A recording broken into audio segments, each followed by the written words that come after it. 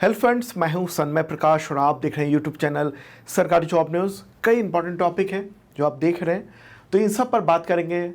देश विदेश से रिलेटेड, स्पोर्ट्स और भी कई टॉपिक हैं, नियुक्तियाँ, उन सब से रिलेटेड।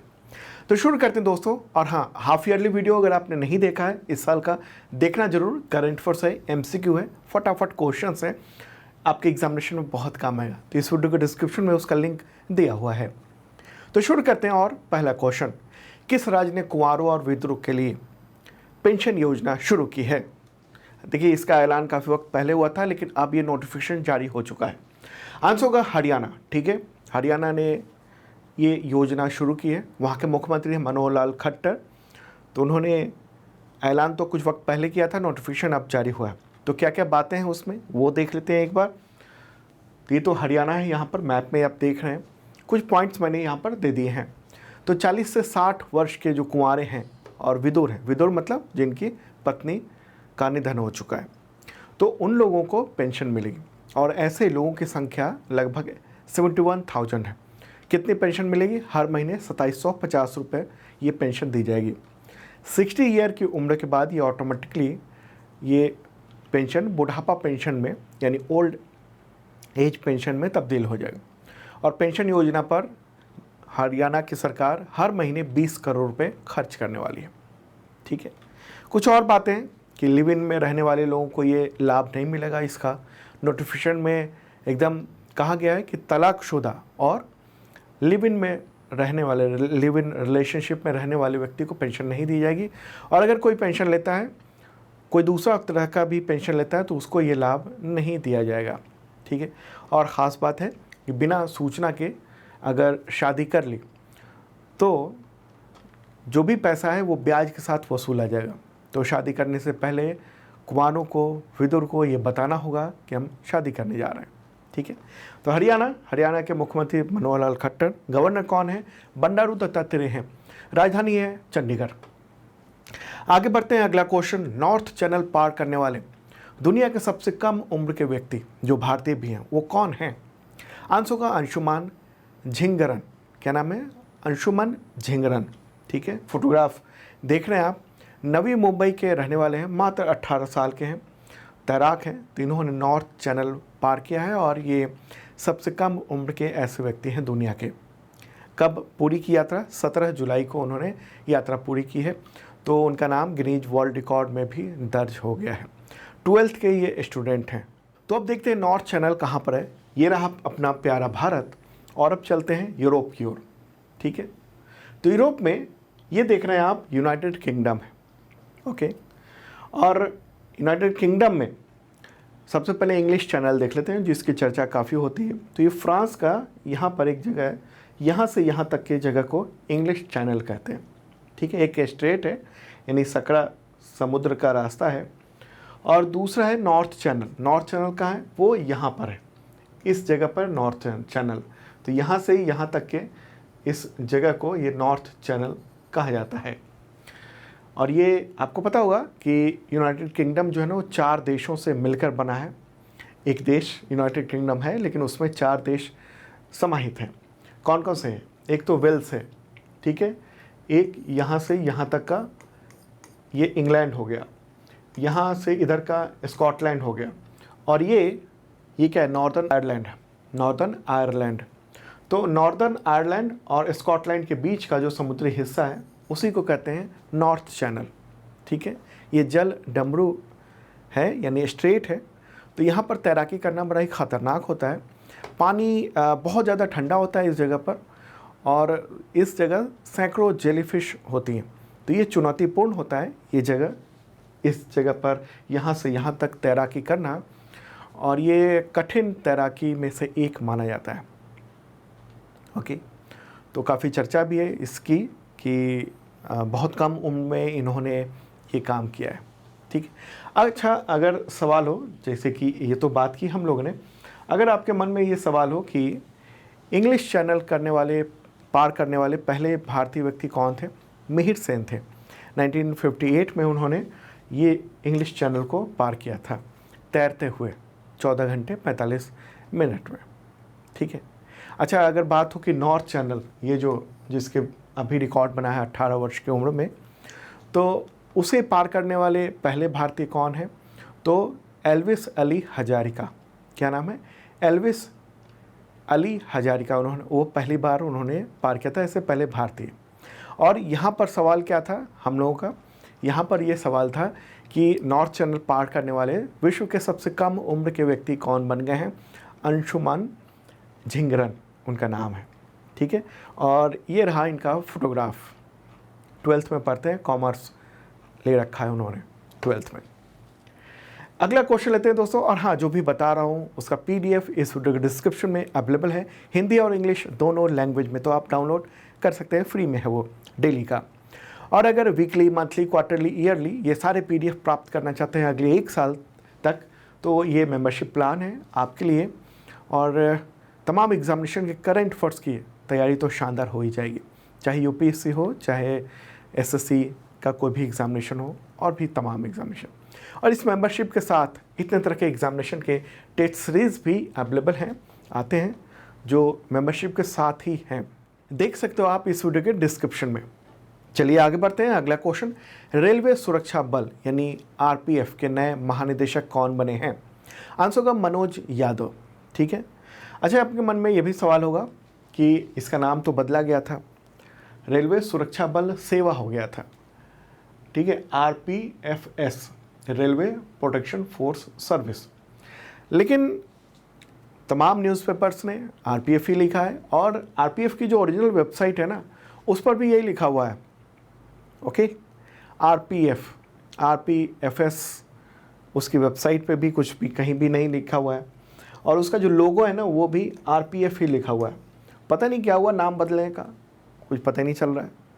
खबरें तो थी, करंट अफेयर्स मैंने भी बताया था, लेकिन अभी RPF ही लगातार हर जगह, जो भी सरकारी वेबसाइट है वहाँ भी यही चल रहा है, ठीक है। तो इसलिए मैंने इसको RPF ही लिखा है, कंफ्यूज मत होना आप।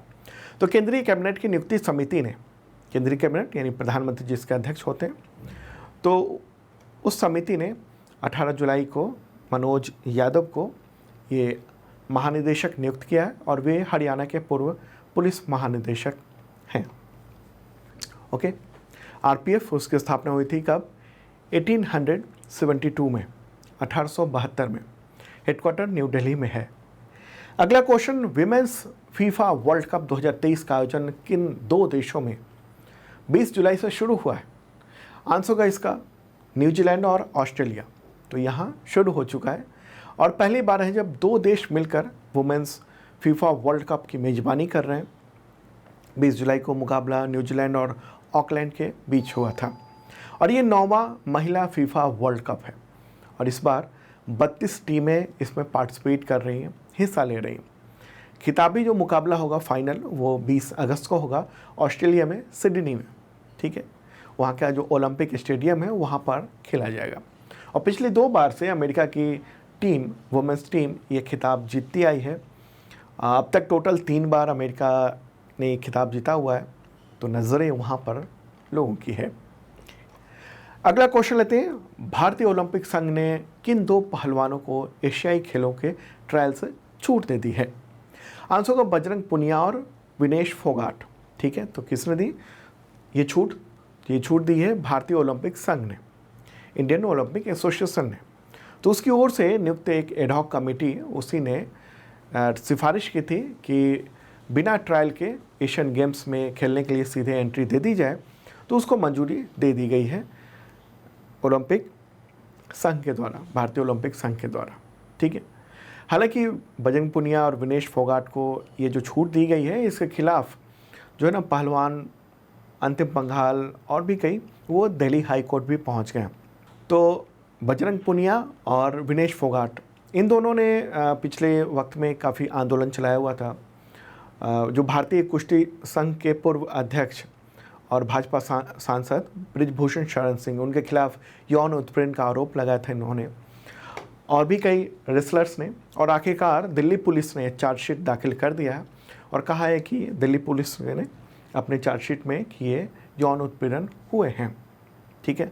हालांकि पोस्को का मामला ख़त्म हो चुका है। पोस्को के मामले में बयान वापस ले लिया था जिसने आरोप लगाया था उसने, ओके। तो यहाँ पर ये सवाल है कि 19वां जो एशियन गेम्स है वो कहाँ पर होगा और कब से कब तक होगा। तो 23 सितंबर से 8 अक्टूबर इस साल होने जा रहा है और इसको कहेंगे एशियन गेम्स 2022। क्यों 22? क्योंकि ये आयोजन पिछले साल ही होने वाला था लेकिन इस साल हो रहा है। कहाँ पर आयोजन हो रहा है?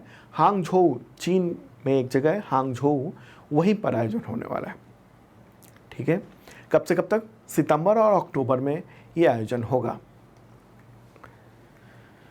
आगे बढ़ते हैं, अगला क्वेश्चन महत्वपूर्ण है। किस देश ने ब्लैक सी अनाज समझौते को रिन्यू करने से इनकार कर दिया और इससे दुनिया में अनाज की कीमतें बढ़ने की आशंका बढ़ गई है और कुछ अनाज के तो कीमतें बढ़ चुकी हैं? आंसर का रूस, रशिया ने ये काम किया है और न्यूज़ देख रहे हैं आप कि किस तरह से गेहूं के दाम बढ़ सकते हैं ब्लैक सी ग्रेन डील जो है ना वो रूस के बाहर होने से। ओके, तो ये जो डील हुई थी उसमें कई सारे देश शामिल थे और संयुक्त राष्ट्र भी शामिल था। तो संयुक्त राष्ट्र के यानी यूनाइटेड नेशंस के सेक्रेटरी जनरल एंटोनियो गुटेरेस, उन्होंने कहा है कि जो अनाज समझौता से को आगे बढ़ाने से, रिन्यू करने से रूस ने जो इनकार कर दिया है तो इससे बड़ा ही गहरा दुख है उन्हें। इंडिया ने भी इस पर प्रतिक्रिया दी है। इंडिया ने कहा है संयुक्त राष्ट्र में भारत की जो अस्थायी प्रतिनिधि हैं रुचिरा कंबोज, तो उन्होंने कहा है कि काला सागर में अनाज के जो इनिशिएटिव था इसको जारी करना चाहिए और उन्होंने कहा कि हम संयुक्त राष्ट्र महासचिव के प्रयासों का समर्थन कर रहे हैं और किसी तरह से ये डील होनी चाहिए। अब सवाल ये है कि क्या थी ये ब्लैक सी ग्रेन डील, इस पर बात करते हैं। ये पैक्ट, तो इसको समझते हैं। प्यारा भारत है यहाँ, ये रशिया है और यहाँ पर इधर वाला जो हिस्सा देख रहे हैं आप ये यूक्रेन है। ठीक है, समझ रहे हैं। और ये है ब्लैक सी और नज़दीक चलते हैं। ओके, यूक्रेन, ये रशिया, ये ब्लैक सी है, काला सागर, इधर क्या है? तुर्की है, बाकी इधर यूरोपीय देश और भी हैं। ठीक है, तो देखिए रूस और यूक्रेन के बीच में युद्ध हुआ था शुरू पिछले साल, अभी भी चल रहा है। रूस ने ही अटैक किया हुआ है कह सकते हैं आप। तो रूस और यूक्रेन जो है ना वो गेहूं का सबसे बड़ा उत्पादक है दुनिया का। लेकिन 2022 में जब युद्ध हुआ तो उसके बाद से यूक्रेन निर्यात नहीं कर पा रहा था अपने अनाज को। तो ब्लैक सी से गुजरने वाले जो तमाम जो ग्रेन शिप थे, अनाज वाले जो जहाज़ थे, उस पर खतरा था रूस के हमले का और इससे दुनिया में फूड की चेन एंड सप्लाई को कमजोरी पड़ने का खतरा भी था। और इससे क्या होता है? अनाज की सप्लाई बाधित हो जाती है क्योंकि बहुत सारे देशों को, यूरोप को और अफ्रीका को, वहाँ अनाज सप्लाई करने का काम यूक्रेन बड़े पैमाने पर करता है। और अगर अनाज नहीं गया तो एक तो अनाज की अंतर्राष्ट्रीय कीमतें बढ़ जाएंगी और दूसरी बात कि यूरोप में खाद्य संकट हो सकता था। अफ्रीकी कई सारे देश जहाँ पर यूनाइटेड नेशंस की ओर से इनिशिएटिव चल रहा है खाना खिलाने का, सस्ते में या फ्री में फूड प्रोवाइड करने का, तो वहाँ पर भूखों मरने का खतरा पैदा होने की आशंका थी। तो उस समय, यानी पिछले साल की बात कर रहा हूँ, तो हुआ ये कि तुर्की और यूनाइटेड नेशंस, ये है तुर्की और यूनाइटेड नेशंस ने कोशिशें की और फिर मिलजुल कर ये सब बैठे, यूनाइटेड नेशंस, तुर्की, रूस और यूक्रेन, और एक डील साइन हुई कब? जुलाई 2022 को, पिछले साल। और इसमें यह था कि रूस और यूक्रेन दोनों एक दूसरे के कार्गो शिप पर हमला नहीं करेंगे। कार्गो शिप यानी जिस पर अनाज वगैरह लोड है उस पर। दूसरी बात कि इधर उसके बहाने इनके भी ऑयल के जो टैंकर थे, जहाज, वो भी वहाँ से गुजर रहे थे। अच्छा, इस पर नज़र यूनाइटेड नेशंस के अफसर रख रहे थे ताकि इनका इस्तेमाल हथियार ले जाने में ना हो।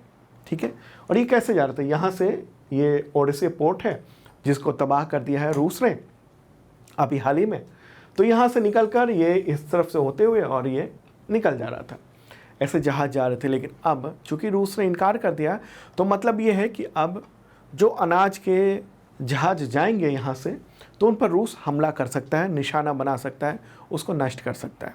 ये है बात। ठीक है, रूस के प्रेसिडेंट कौन है? Vladimir Putin. और यूक्रेन के प्रेसिडेंट कौन है इस वक्त? Volodymyr Zelensky.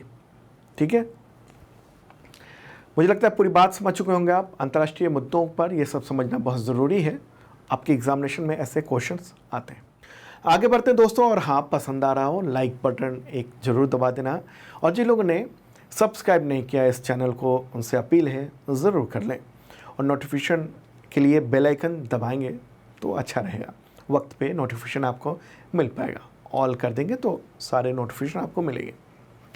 अगला क्वेश्चन लेते हैं, विश्व मस्तिष्क दिवस यानी वर्ल्ड ब्रेन डे कब मनाया जाता है? आंसर होगा इसका 22 जुलाई। और थीम क्या है 2023 की? थीम है मस्तिष्क स्वास्थ्य और विकलांगता, किसी को पीछे ना छोड़ें।